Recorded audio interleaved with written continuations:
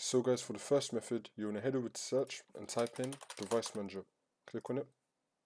And now once you're on here, if you have Bluetooth enabled, then Bluetooth should actually appear right here. And then you could expand Bluetooth, and then you can see what Bluetooth device you have. And now for the second method, it should actually show Bluetooth somewhere here on your taskbar. If you don't see it here, you want to click on the arrow, and then Bluetooth should actually appear right here if you do have it enabled. And if you do have it, you could actually drag it into here so you could just access it easier. And for the third method, you want to head over to search and then type in settings. Click on it.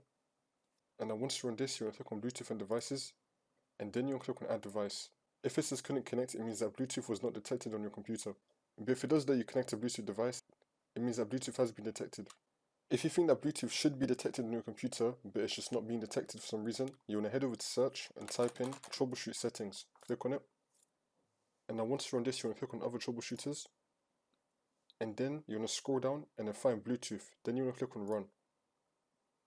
And now this should come up. And now once this comes up, you want to click on yes. And now you want to follow the steps that come up and it'll try to fix it for you. You want to scroll down, click on continue, and just go through this.